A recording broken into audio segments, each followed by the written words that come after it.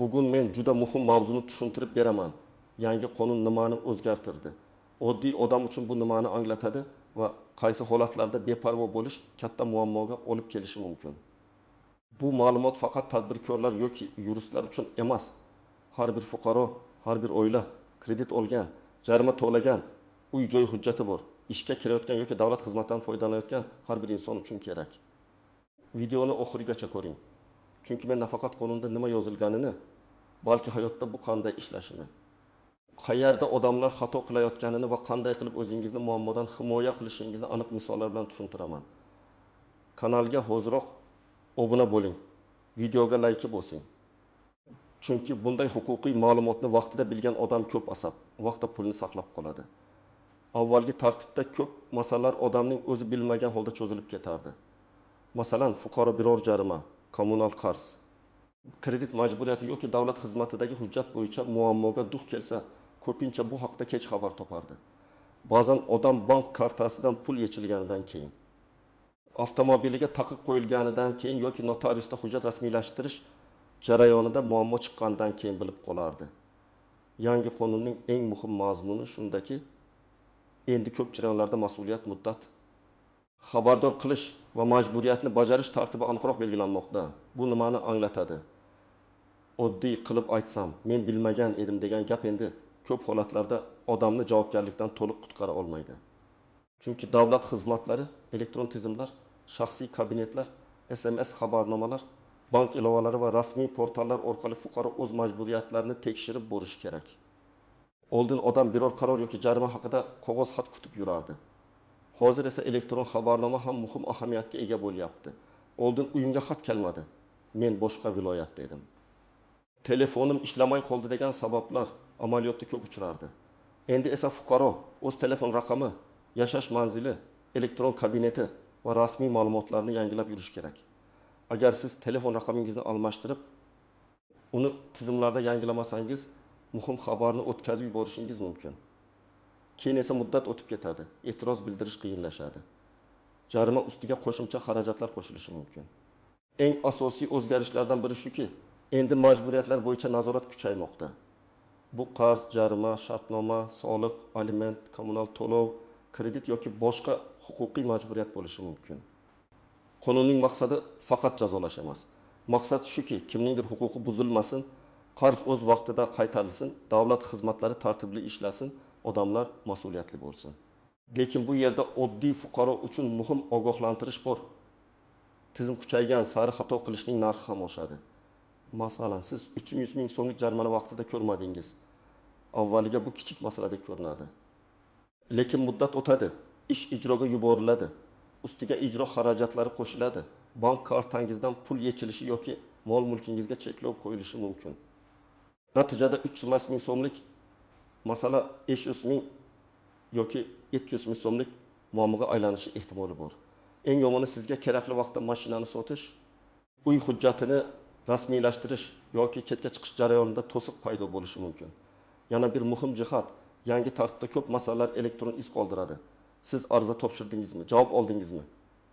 Muddat qachon boshlandi? Qaror qachon chiqarildi? Bildirishnoma qachon yuborildi?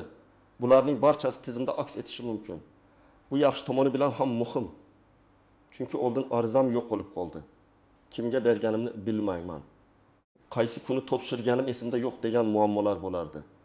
Endi elektron ariza, kvitansiya, ro'yxatga olingan raqam, SMS yoki shaxsiy kabinetdagi tarix sizning dalilingiz bo'lib xizmat qiladi. Birinchi navbatda kredit olganlar e'tiborli bo'lishi kerak. Hozir ko'p odamlar bankdan, mikromoliya tashkilotidan yoki to'lovni bo'lib qilish xizmatlardan foydalanadi. Masalan, telefonni 13 oyga bo'lib to'lashga oldingiz. Har oy 2 ming so'mdan to'lashingiz kerak. Bir oy unutdingiz, ikkinchi oy kechikdingiz. Siz keyin to'lab qo'yaman deb o'ylaysiz. Lekin tizimda kechikish yoziladi, jarima foiz hisoblanadi, kredit tarixingiz yomonlashadi. Keyin uy uchun ipoteka olmoqchi bo'lsangiz yoki biznes uchun kredit kerak bo'lsa, bank sizga ishonchsiz mijoz sifatida qarashi mumkin. Ikkinchi toifa avtomobil egalari, yo'l harakat qoidalari bo'yicha jarimalar, texnik ko'rik, sug'urta, avtotransportga qo'yilgan taqiqlar va boshqa majburiyatlar doimiy tekshirib borilishi kerak. Misol uchun, haydovchi radar jarimasini ko'rmay qoldi. jarima 15 kun ichida chegirma bilan to'lanishi mumkin edi. Lekin u muddatni o'tkazib yubordi. Natijada u chegirmadan mahrum bo'ldi. Keyin jarima ijroga tushdi. Agar bu holat bir necha marta takrorlansa, oddiy e'tiborsizlik katta summaga aylanadi. 3-toifa uy-joy, yer yoki boshqa mol-mulk egalari, kadastr hujjati, soliq majburiyati, meros, oldi sotdi hadya, ijara shartnomasi kabi masalalarda hujjatlar toza bo'lishi kerak. Masalan, siz uyni sotmoqchisiz, xaridor tayyor, pul tayyor. Notariusga bordingiz. Shu payt uyga nisbatan taqiq borligi yoki soliq qarzdorligi borligi aniqlandi. Bitim to'xtaydi. Xaridor fikridan qaytishi mumkin. Siz esa muammoni hal qilish uchun bir necha kun yoki hafta yurishingizga to'g'ri keladi. 4-toifa aliment to'lovchilar va aliment oluvchilar. Bu masalada yangi tartiblar juda sezgir ishlaydi. Chunki bu yerda bolaning manfaatlari birinchi o'rinda turadi.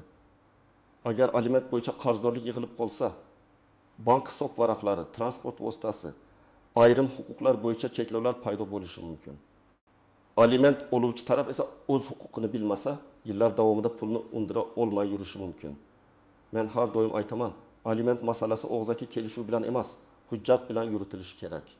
O'zi berib turibdi degan gap bugun ishlashi mumkin, lekin ertaga nizo chiqsa, sizga dalil kerak bo'ladi. 5-toifa tadbirkorlar va o'zini o'zi band qilganlar.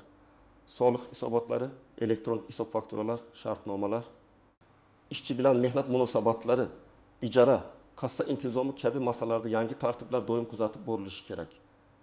Tadbirkor buxgalter bilan deb o'tirsa, javobgarlik baribir korxona rahbari yoki faoliyat egasiga kelishi mumkin.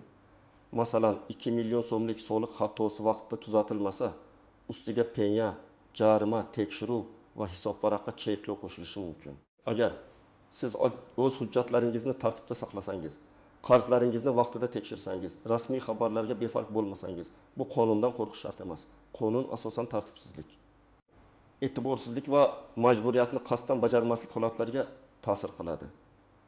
Oddiy qilib aytsam, halol to'layotgan hujjatini to'g'ri yuritayotgan, arizasini vaqtida topshirayotgan odam uchun bu tartib ko'proq himoya vazifasini bajaradi. Masalan, siz biror xizmat uchun pul to'ladingiz, lekin xizmat ko'rsatuvchi tashkilot majburiyatini bajarmadi. Elektron shartnoma, to'lov cheki, yozishmalar va arza raqami bo'lsa, siz o'z huquqingizni himoya qila olasiz. Yoki sizga to'g'ri jarima yozildi. Agar siz muddatni o'tkazmasdan e'tiroz bersangiz, fotosurat, video guvoh hujjat bilan asoslasangiz, jarimani bekor qildirish imkoniyati bo'ladi. Demak, yangi tartib faqat jazolash emas, balki dalil bilan ishlaydigan odamni himoya qilish hamdir. Birinchi misol, fuqaro bank kartasidan pul yechilganini ko'rib qoldi. U darrov bankka boradi. Bank esa bu ijro hujjati asosida yechilganini aytadi. Fuqaro keyin bilsa, 1 yil oldingi jarima bor ekan. U o'sha paytda telefon raqamini almashtirgan, SMS kelmagan, shaxsiy kabinetga kirmagan. Natijada jarima ijroga tushgan. Bu yerda asosiy xato nima? Jarimani bilmaslik emas, o'z ma'lumotlarini yangilamaslik va qarzdorlikni vaqti bilan tekshirmaslik.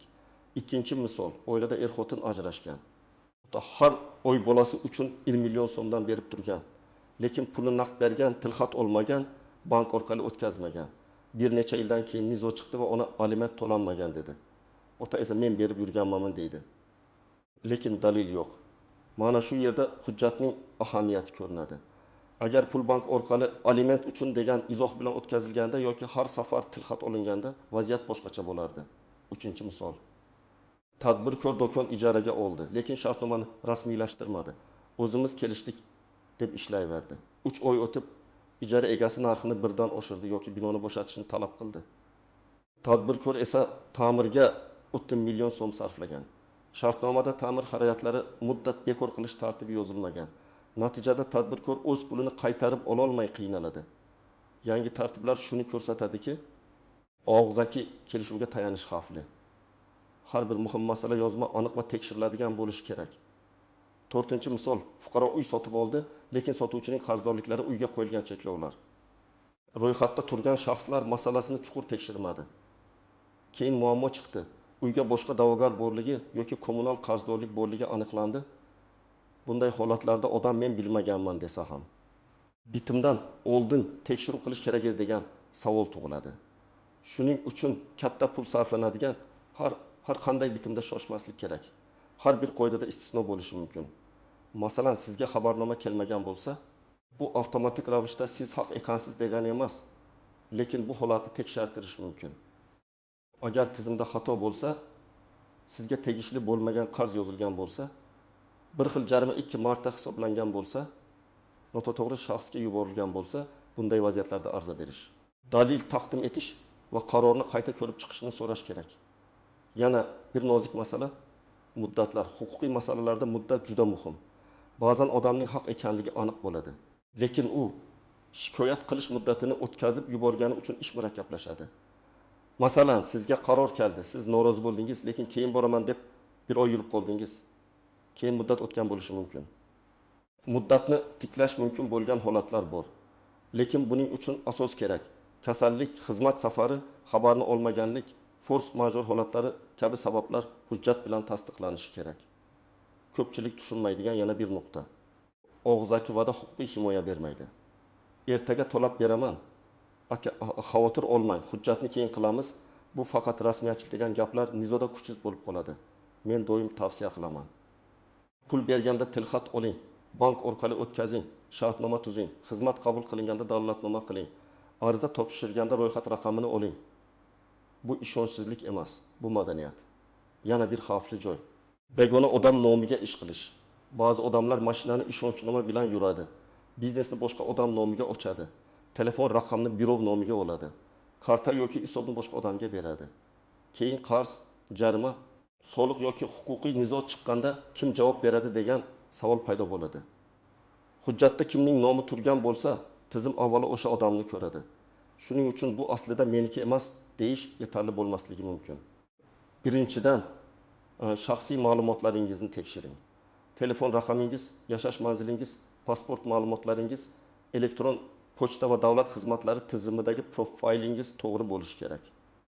Agar telefon raqamingiz eski bo'lsa, muhim xabarlar boshqa joyga ketishi mumkin. Agar yashash manzilingiz yangilanmagan bo'lsa, rasmiy xat eski manzilga yuborilishi mumkin. Ikkinchidan, qarzdorliklarni muntazam tekshiring. Jarimalar, soliq, kommunal to'lovlar, kreditlar, aliment yoki boshqa ijro ishlarini kamida oyiga bir marta ko'rib chiqing.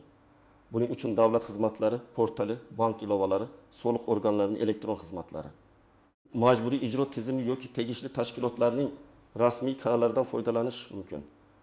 Muhimi, norasmiy telegram xabarlar yoki begona odamlarning gapiga emas, rasmiy manbaga tayaning. Uchinchidan, har qanday to'lovni iz qoldirib qiling. Bank orqali o'tkazing, chekni saqlang, izoh yozing. Masalan, qarz qaytarildi, aliment uchun ijara to'lovi, xizmat haqi deb yozib qo'ying.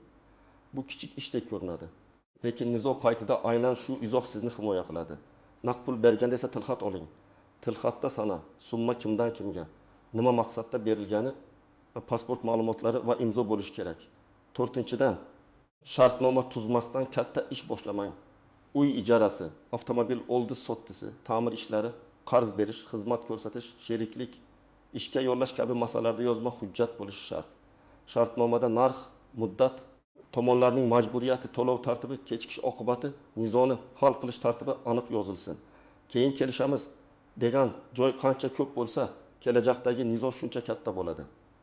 5-dan, sizga kelgan qaror yoki jarimaga befarq qaramang. Agar rozi bo'lsangiz, muddatida to'lang.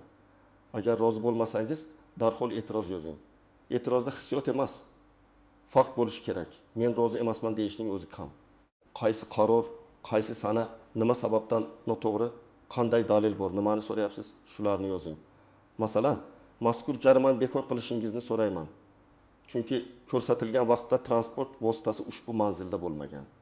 Buni ilova qilingan GPS ma'lumoti va video tasvir tasdiqlaydi degan mazmunda aniq yozish kerak. 6-dan, hujjatlarni bitta joyda saqlang. Pasport nusxasi, kadastr hujjati, shartnomalar, tilxatlar, sud qarorlari, to'lov cheklari, bank ko'chirmalari, ariza javoblari, SMS screenshotlari, elektron xabarnomalar tartibli bo'lsin. Telefon almashtirganda ham bu ma'lumotlar yo'qolmasin. Juda ko'p odamlar dalilni yo'qotgani uchun yutishi mumkin bo'lgan ishda yutqazadi. 7-dan, shubhali vaziyatda mutaxassis bilan maslahat qiling. Har bir masalani advokatga olib borish shart emas, lekin katta summa, uy-joy, meros, aliment, kredit, sud, tadbirkorlik yoki taqiq bilan bog'liq ish bo'lsa, huquqshunos fikri kerak. bitta noto'g'ri imzo keyin yillar davomida muammo bo'lishi mumkin. Ayniqsa sizga tez imzo qo'ying, bu oddiy qog'oz deyishsa, 2 marta o'ylang. Agar sizda jarima bo'yicha savol bo'lsa. Avvalo jarimani chiqargan organ yoki rasmiy elektron tizim orqali ma'lumot oling. Agar qarzdorlik ijroga tushgan bo'lsa, majburiy ijro byurosi bo'limiga yoki uning elektron xizmatlariga murojaat qiling.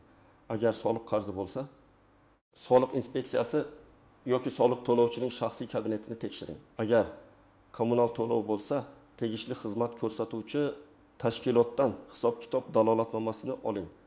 Agar kredit bo'lsa, bankdan to'liq ko'chirma. Qarz qoldig'i, foiz va penya hisobini yozma shaklida so'rang.